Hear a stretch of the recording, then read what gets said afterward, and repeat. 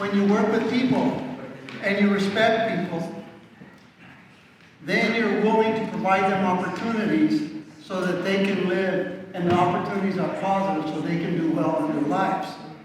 When you don't provide them opportunities because of the respect, then the community has issues with affordable housing, equitable parts of education, healthcare, women's rights.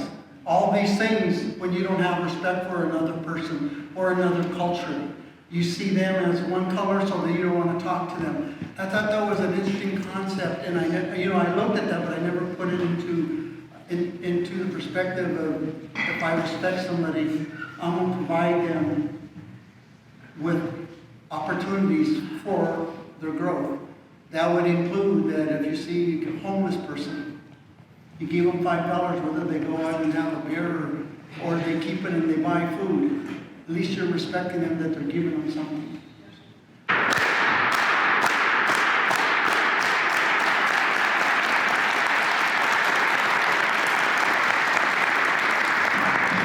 I always like doing the farmer's talk with people for the first time because I look out into the audience. It's nice being here because you can see everybody's face and you see the smiles on folks' faces, and you see that it gives them a little something, it gives them some energy.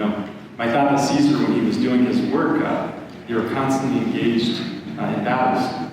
There was constant conflict, and every once in a while they needed to pick me up. And this was the best example of something that they could do every single time they met, was do that little clap, and it made people feel strong, made people feel powerful, and really gave them the energy that they needed to continue on.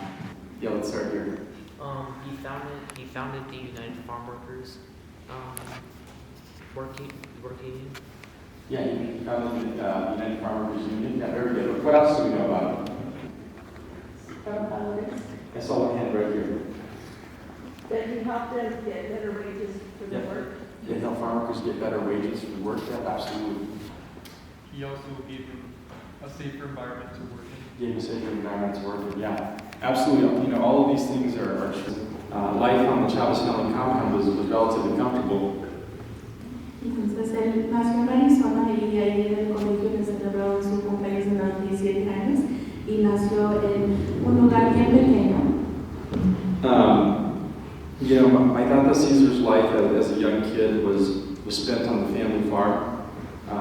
And his dad was actually a small farm owner, and he also used to have a small general store and a little hotel. And so, life was comfortable, as I said. They didn't have to worry about where food was going to come from. I thought that Cesar was able to spend time with his cousins playing in the canal by their house, and that was his first exposure to what life was like. But that all changed shortly after the Depression. My tata Liberal, that was my grandfather's dad, lost the family farm to the economic hardships, and they were forced to become migrant farm workers. And for those of you in the room who don't know what a migrant farm worker is, that's somebody who moves from city to city, from town to town, following the crops so that they can make a living. And on the migrant stream, they faced a lot of different obstacles. Some of those being racism and discrimination. My tata Cesar used to tell stories about when he and his dad would go to a restaurant, and on the front window of that restaurant there would be signs that read, "No dogs, no Mexicans, no Negroes." And, I think oftentimes when we think about some of the discrimination that existed back in the days, we think to the South. We think to Dr. King and the Civil Rights struggle, but that was happening in places like Colorado, in places like California, Arizona, New Mexico. And, along with that, being a migrant farmer, because you're moving from town to town, it also affected his education. Back in the day, there was folks that spoke Spanish, and you'd get in trouble for speaking Spanish at public schools.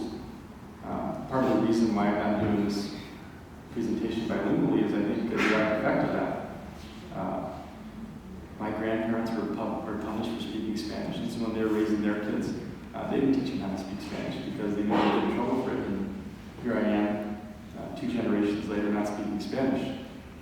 Along with that, there was also, just the hardship of moving from town to town. My tata attended over 30 schools from the time that he started kindergarten to the time that he graduated the 8th grade.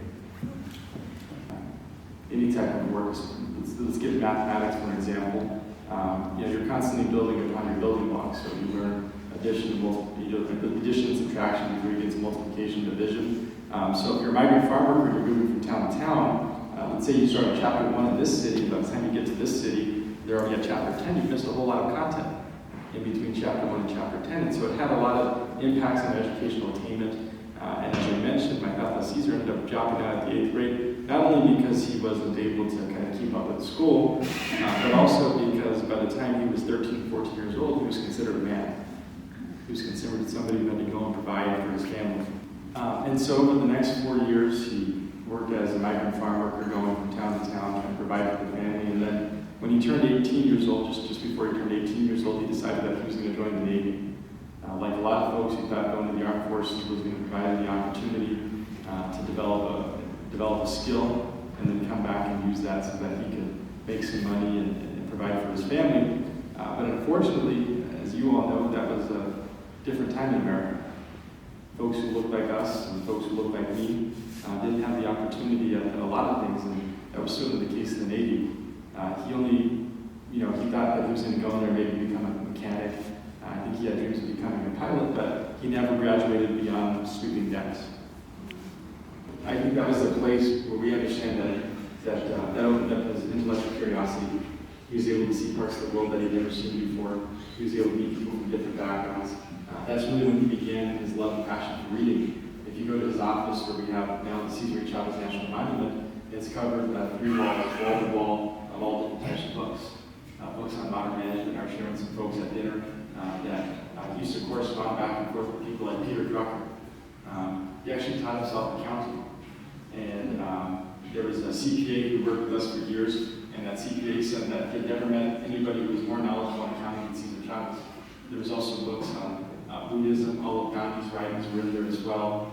Books on modern agricultural techniques. I mean, his intellectual curiosity was really out there, and a lot of that came from his time in the Navy. And so after the Navy, he ended up meeting my Nana Helen, and they ended up having a big family, 8 kids. My dad's number 6. I have 31 cousins. It's a big family. As I like to say, during Christmas time, there's a lot of Mexicans in a small house. You can imagine what Christmas Eve was like. Many of you probably make tamales.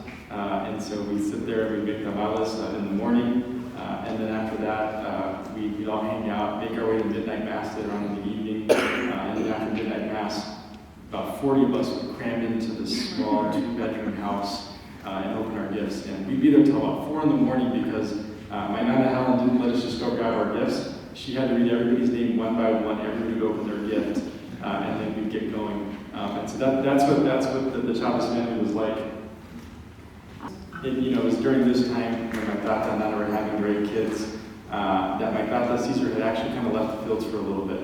He began working different odd jobs, working in construction, doing some work as a lumberjack up in Crescent City, California. He even had his own radio program for a little bit of time, and was just doing different jobs. But he ended up finding his call in community organizing. And he was introduced to community organizing through his parish priest, Father Donald McDonald, in this community named South Si Puedes, Get Out If You Can, in the east side of San Jose. At that time, the community there in San Jose was dealing with a lot of police brutality. They were dealing with issues such as curb gutters and sidewalks. We've been dealing with these atmospheric rivers in California, and what happens when it rains and you don't have curb gutter or sidewalk, where's that water going to go? It goes right into the front living rooms of homes, and so they were advocating for things like curb gutter sidewalks, street lights, because they knew that street lights made communities safer, and so that's really where he got his start at, and they were advocating for these things, but every time they go to the city council or their elected boards, they wouldn't listen to them, and they realized that part of their issue was that folks in their communities weren't registered to vote, and so they began doing these really big voter registration campaigns. And so eventually they grabbed the same exact blueprint and began starting chapters up and down the state of California with this organization named the Community Service Organization. And I thought this Cesar had become a pretty effective organizer and a pretty effective leader, and eventually he became the state director for probably at that time the largest Latino civil rights group on the Western United States. They They were responsible for the election of the first Latino congressperson ever to go to Washington, D.C. Ed Roybal, East LA. And you know, doing this work actually afforded him a pretty good lifestyle. You know, at that time, organizing was a little different. He was actually making probably the best money he'd ever made. He had pretty much broken out of poverty and entered the middle class. You know, he used to wear Brooks Brothers suits. For those of you who don't know what Brooks Brothers is, I don't wear Brooks Brothers till this day, in large part because I can't afford it. I thought that Cesar back in the 1950s was wearing Brooks Brothers suits. He used to have a skinny mustache, kind of like Clark Gable. He used to smoke with cigarettes and used to comb his hair back nice and slick. I mean, the brother had made it, right? And to top it all off, he was actually driving a two-door coupe Volvo. Not too many Chicanos in the 1950s were driving two-door sports cars, but Cesar Chavez was with the family made. Yeah, and so, you know, even with all this kind of newfound success and whatnot, I thought I never forgot what it was like being a farmer. You know, when you look back at what farming looked like back in the days, pay was really bad. Folks would get paid about $1.20 an hour. The average life expectancy for farm workers was 49 years of age. For women, there was a lot of sexual harassment and abuse. My Nana Helen used to tell me that the most humiliating thing that she ever did while working in the fields was having to use the restroom. What would happen is they'd be working over here, but if they wanted to use the restroom, they'd have to walk sometimes 50 yards away. And there's no restrooms out there, and all the farm worker women, the campesinas, would have to open up their flannel jackets, and as they'd open them up, they'd all get back to back and open them up, like this. And then one by one, they'd walk into the center and squat so they could use the restroom. The very people who picked the fruits and vegetables and all the food that we come to enjoy didn't even have a restroom to use. Water breaks were non-existent. A lot of folks were dying of heat stroke and heat exhaustion. The use of pesticides was rampant. At this point, they were still allowed to fly with crop dusters over the fields and spray them on people. And that had significant impacts. I was reading an article from Rolling Stone a couple days ago in 1973, and they were estimating at that time about 1,000 people were dying a year of pesticide poisoning. You know, farm working women didn't have the opportunity to take maternity leave. And so oftentimes they worked right up until they had to deliver babies. Well, you can imagine if you're breathing in all these pesticides, what that's going to do to the baby who's in your womb. I saw these really graphic pictures of babies being born without limbs, born without fingers. Their nose would be right here instead of right here. And so my dad thought that something had to be done about that. And so my dad left the best paying job that he ever had, the most comfortable life that he ever enjoyed, to go back and organize farm workers. He had asked that organization that he was working with, the community service organization, to begin doing work with farm workers. And at that time, they were a little bit more urban-centric, and they said, no, we're not going to get into that work. And so on March 31st, today, 1962, he left that life. He was 35 years old. He only had about $900 in his savings account, and they went out on a quest to try to organize farm workers. Now, people had tried to organize farm workers for hundreds of years before that, but they were really crushed by the growers and folks who supported them. And so, you know, this was a really big leap of faith. And so from 1962 to 1965, they began providing different services for farm workers. The idea wasn't that they were going to start organizing folks for 10 years. In the 1970s, called Big General Strike of all farm workers. So what they were doing is they're helping out farm workers with taxes, immigration work. You know, for farm workers, the means to their livelihood is their vehicle.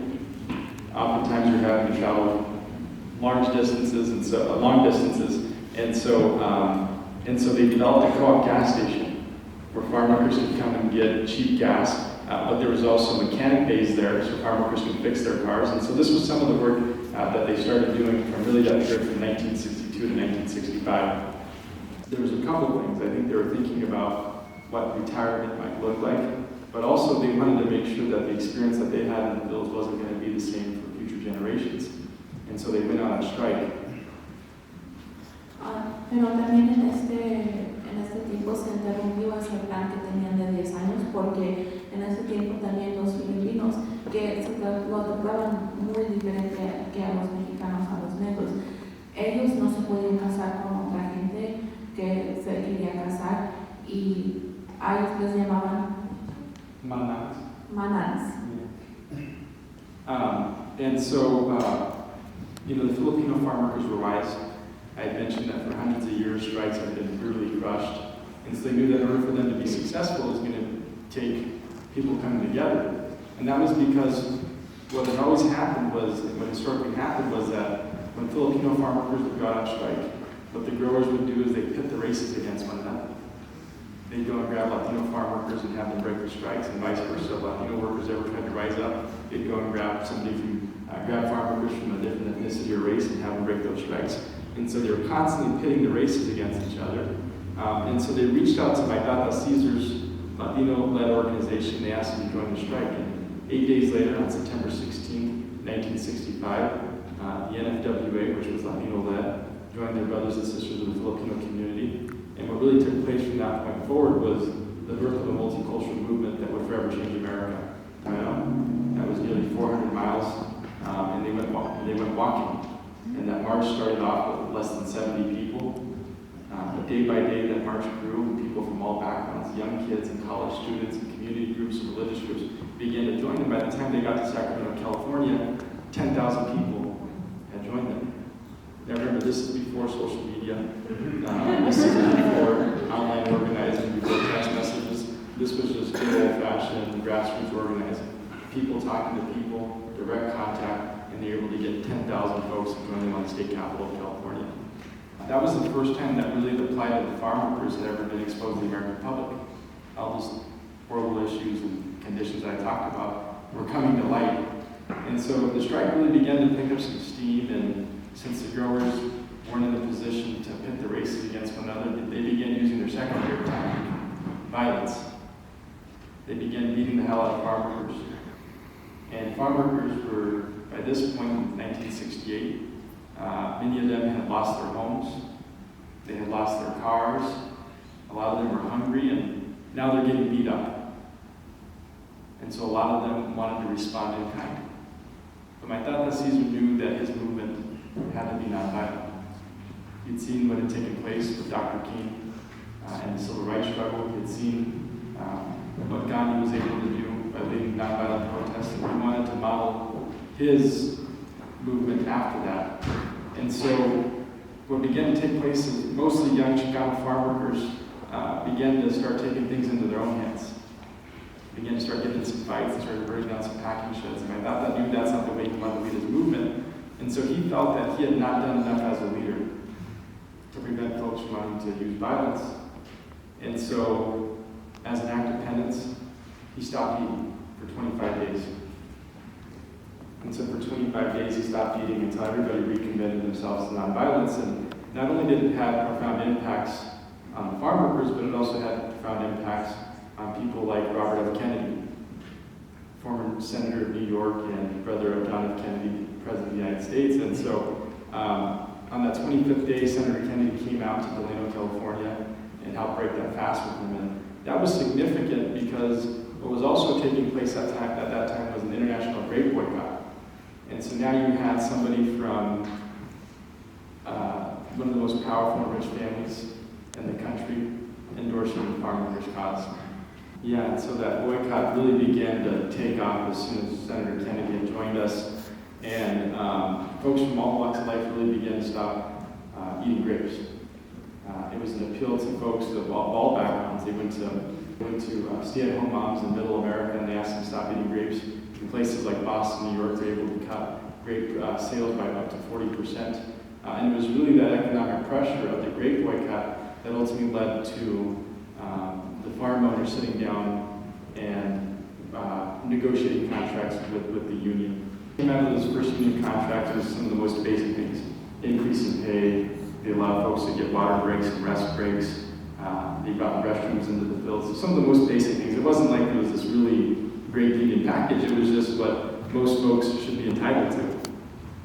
You know, certainly they made a lot of progress in the fields and they improved the working conditions of farm workers, but I think When we look at my Tata's work, he began traveling throughout the country after that time, championing farm workers between 65 and 70, and folks from all backgrounds would come over to him, from every socioeconomic status, from every single race, of every age, and would talk about how they were inspired by the work. And I think they were inspired by the work, and they shared with him that they were inspired by the work, not necessarily because of course because of what they were able to achieve, but they were inspired by the work because it made them believe that with enough hard work and perseverance, they too could make a difference. And they too could be the keepers of their own destiny. When I think about the work of the farm worker movement and my Tata's work, I think at its very crux, there was a couple things that were important. The first one was this idea of unity. What they really showed is that when we come together, we can be extremely powerful. Let me get one volunteer really quickly. I need one volunteer. Alguien quiere ser voluntario. Okay. What's your name? Michael. Michael? All right. Do you remember the farm worker clap? Yes. Okay. So I'm going to have Michael here do the farm worker clap all by himself, and I don't want anybody to help him out, okay? So Michael, go ahead and do it all by yourself.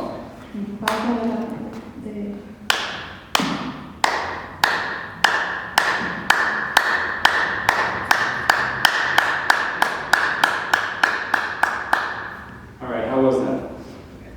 All right. I think Michael gave it his all right. Yeah. That's your response, but all right, Michael. Now, what I want you to do is I want you to lead everybody in doing the farm worker clap. Okay. Él va a decir que lo acompaña.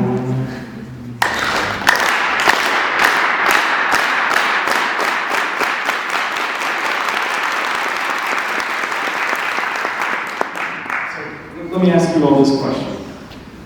What was more powerful? Michael did it by himself and we did it together? We did it together, right? That's just a small example. That's just an immediate example of what we can do when we work together. And I think that was the power of the farm worker movement. It was Latinos and Filipinos coming together. When we look at our movement, we actually have 5 martyrs in our movement. The first one was not Latino or Filipino. He was a young Jewish woman who was killed in Florida. The second one also wasn't Latino or Filipino or Jewish. He was a young Yemeni farm worker who was Muslim. And so this movement really was a multicultural, multi-ethnic struggle that brought people together from all walks of life. When they did the calculations, and there was a poll that was done in the 1970s on how many people had stopped eating grapes, it estimated that 17 million people around the world had stopped eating grapes. It was ultimately those 17 million people all coming together that led to the economic crisis that forced growers at that time to sit down with farm workers and collectively bargain. And the second thing that I think people drew inspiration from, equally as important as folks coming together, was this idea that ordinary people could do extraordinary things. When you think about these farm workers were they were the poorest of this nation's poor, many of them didn't have formal educations, yet they showed that with their hard work and perseverance, they were able to make a change.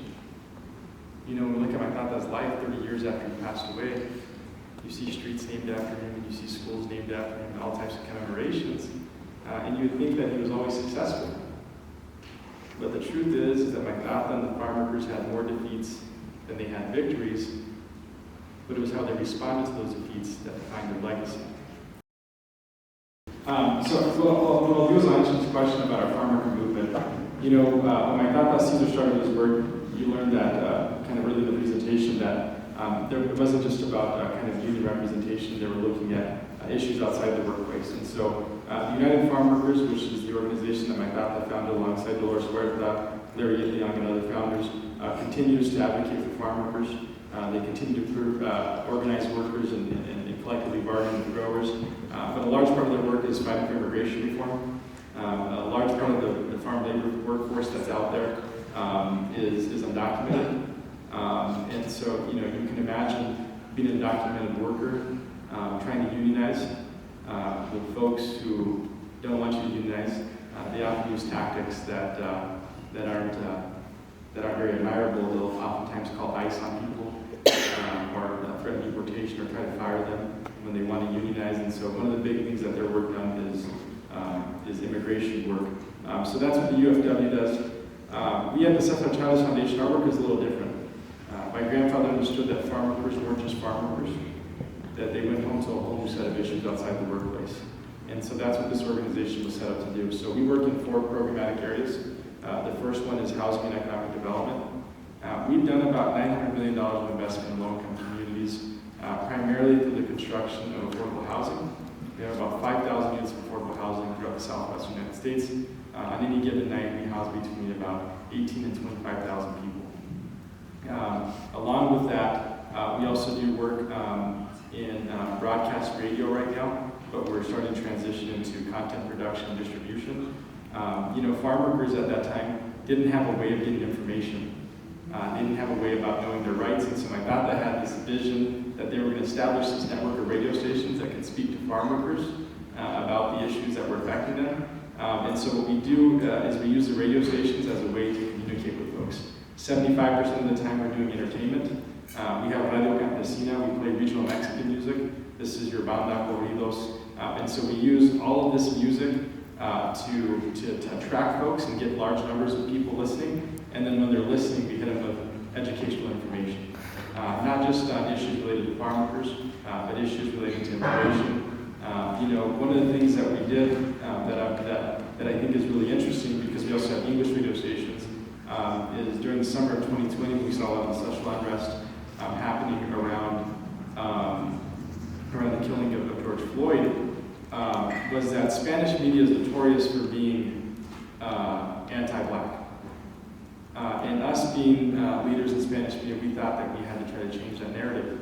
And so it was interesting. We put together an advisory council, and I remember talking with the folks who run the radio program, saying, we should talk about the school-to-prison pipeline, and we should talk about, police brutality. And we were talking with the advisory council, and there's this guy named Phil Brown, and I talked to him. And Phil Brown, his dad was involved in the Selma voting rights movement. And Phil told me, Andres, that's good, you can talk about that, but I think what would make the most sense is if you talk about the shared humanity that Latino moms and dads have with Black moms and dads. And so that's what we began to do, and it was interesting because a lot of our listeners got really pissed off. Why are you guys saying this? But we stuck with it, and by the end of that campaign, as we began to talk more and more about it, we had shaped the minds of our listeners to understand that Black lives do matter. And so that's some of the work that we do. But on the English side, it's a totally different audience. It's young people like all these folks around me and folks like me, and they're more active. They're ready to march. They're ready to get going. And so we use our radio stations as a way to organize people and mobilize them and get them out to protest and get them to city council meetings. And so that's what we use our radio stations for. We use it to talk about the issues of our day and educate our community on what's happening. Education is our third component. It's a civil rights issue of our time. When we look at the educational attainment of Latinos and Black students, we're far behind that of our white peers. And so we work with school districts throughout California to close the educational attainment gap. And then my work is the legacy work. If we don't know our history, it's bound to repeat itself, right? And so my job is to go out there and share the history, but also share the examples that we learned from my Tata Cesar, and in hopes of developing new leaders so they can go out there and make change in their communities. So that's the work of the movement. There's also other organizations who do similar work in different areas. Today was a big day for us, obviously being Chavez Day. Farm workers were at the White House with White House officials talking about farm workers' rights.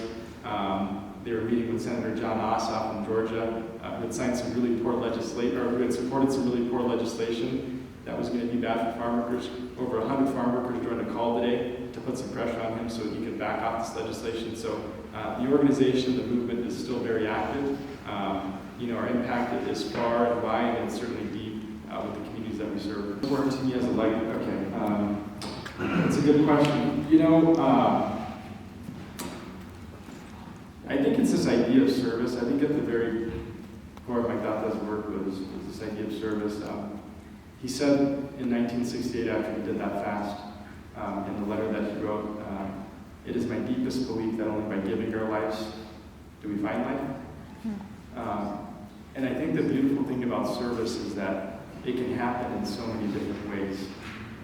Certainly for my class, I was helping farm workers. But what I always encourage young people and students, and all folks really, is to look at service with a much broader lens. Service is certainly feeding the homeless and picking up trash around your park, but it's also becoming an attorney and lending those skills to nonprofits and other groups who are in need of help, right? I like to make the joke that we at the Chavez Foundation have more MBAs working for us than we do have community organizers, right? But they're able to use their skills and their training to help folks. And so I think, I think the most important thing that we can take from his legacy is really this idea of service and how we can be of service to others. The arts is another great example of how you can be of service to others. The farm worker movement was very good at using the arts to attract folks and to bring people in. And so what I always tell people that regardless of whatever movement that you may want to be involved in, there's a role for you to play. You could be an accountant and play a role. You could be in the human resources department, and we always need good professionals like that helping out our organizations. You could be a community organizer. You could be a cook working in the strike kitchen, but everybody has an important role to play. And that's what I always try to share with people about this legacy, is this idea of service and giving back, and the fact that you can be of service in so many different ways. How many of you are familiar with the bill in Arizona, SB 1070? It was that big anti-immigrant law that was passed, pretty much allowed for officers to come up to folks who look undocumented and ask them for their papers. And it was really bad. We used our radio stations as a way to mobilize folks and kind of organize against this bill. But it was interesting. We had the PepsiCo, the big corporation, come to us and say, we want to do something with the Chavez Foundation. At that time, this was going on. And so we had encouraged them to develop a scholarship program in the state of Arizona. And so for 10 years, we ran a scholarship program in Arizona, specifically for undocumented students. And it lent out just under $1 million. It was like $700,000 or $800,000 that we gave to undocumented students in the state of Arizona. So since then, we really haven't had much work outside the state of California, but we have big plans to expand. Yeah. Do you offer consulting services to replicate your program in other states? Do we offer consulting services? Yeah, we always like to lend our knowledge to anybody who wants to learn. Just last week, we had a group from Grand Rapids, Michigan, who just started a nonprofit, and they came and spent 2 days with us, and we offered whatever advice we could offer to them. So if anybody's interested in learning more about our work, we'd be happy to share with you some of the different things that we do. I was sharing with some of the folks earlier that our organization, the Chavez Foundation, is a little different. We really believe that to have long-lasting impact, we have to build sustainable organizations. And so a lot of our work is actually entrepreneurial. We do a lot of fee-for-service-based programming, and because we do that fee-for-service-based programming, we're able to generate enough revenue for us to invest in future projects. And so from 1992 to now, we've been able to have tremendous impact. That's why we've been able to do that large number of development. That's why now we reach 1.5 million people through our radio waves and through our social media and content distribution platforms and our education work. And so we're always looking at showing other nonprofits that entrepreneurial side of us. Because I know there's some funders in the room, so I don't want to talk too bad about it. But what happens during times of recession is that a lot of the way that they get their funding is based off of how well the investment portfolio does. And when that's not doing well, then they can't lend out as much money to the community. Well, we know in times of recession, the communities that are hit the hardest and hit first are communities of color, right? And so what we did is we developed a whole new model so that we could be really the keepers of our own destiny. We could continue helping communities even during times of economic hardship. So we're always encouraging nonprofits to find entrepreneurial ways of sustaining their work. Okay. Because of who you are as a grandson of Cesar, were you ever in a situation where you feel like you belong, and how do you deal with that? Oh, that's a good question. Have I ever been in a situation where I feel like I don't belong? And how do I deal with that? Yeah, there's been plenty of situations where I felt like I don't belong because of my background. I live in Bakersfield, California. Those of you who don't know Bakersfield, it's a very conservative community. Congressman Kevin McCarthy, the Speaker of the House, is my congressman. He lives less than a mile away from me. And so in that community, there's also a lot of folks who are farm owners who really don't like my grandfather or the work that we do. And so I began to experience some of this when I began to get involved with my university after graduating, being involved in the Alumni Association, being involved in other meetings. And they walk around and introduce me as the grandson or talk about my work. And I get some funny faces here and there. But, though I was a little uncomfortable, it was just as important that I was in that room.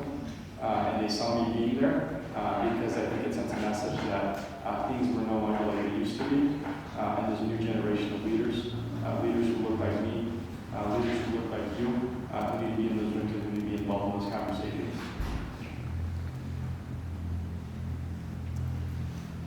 I'm going to change it a little bit, okay? Yeah.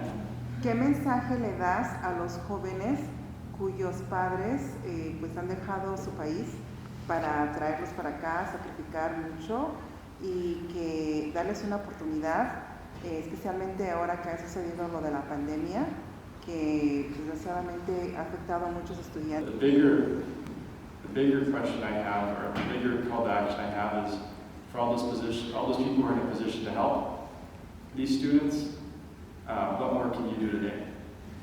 We can certainly honor my thought that Cesar's legacy by listening to my presentation today and learning about the history, but I think the most fitting way to honor his legacy is by going out there and being of service and helping those most in need. And so that's my call to action to all of you today. If you heard that question, my words only mean so much to those folks. Telling folks, that they're not alone, that's sometimes that falls on deaf ears. I'm well aware of that. But the way that those words become more powerful is when all of us are in a position to help step up in ways that we haven't stepped up in before. And so that's I answer my question with hopefully a little bit of advice, but also a call to action to the group. Yeah, so the work began in Delano, California, but I thought that Cesar in the early 1970s had moved the headquarters just outside of Delano, about an hour from there into this little mountain community, and it was a 187-acre property. And the reason why they purchased this land was because he had this idea that the sons and daughters of farm workers could run their own union. A lot of unions would usually go and hire attorneys who were trained, or they'd go and hire negotiators who were trained, but he wanted to start developing their own leaders. And so at this property that he's talking about, it's what we call La Paz, and that's what my grandfather named it. It was 187 acres, and they brought in farm workers to come and train them and develop their skills so they could run their own union. It's now home to the National Chavez Center, and there we have the Cesar-Chavez National Monument. It's a 398th unit of the National Park Service. When President Obama was in office in 2012, under the National Antiquities Act, the president has the ability to proclaim a piece of land that the federal government owns as a national monument. And so the organization turned over 3 acres of that property to the National Park Service, and they made it a national monument. And so now if you come visit us, we have a visitor center where you can learn about the history of the farm worker movement. It's also the final resting place of my Nana Helen and my Tata Cesar. And then you can go to their 2-bedroom home. And this is all part of the National Park Service. One of the interesting things about this is that there's over 400 units of the National Park Service. National monuments, national landmarks, national parks, and only one of them is named for a contemporary Latino figure. Yet we make up, in 2050, it's going to be 30% of this country, right? And so there's still a lot of work for our national parks to tell the story of all Americans. But yes, the family's still involved. I actually grew up there for the first 18 years of my life. I go to work there every single day. That's where my office is at.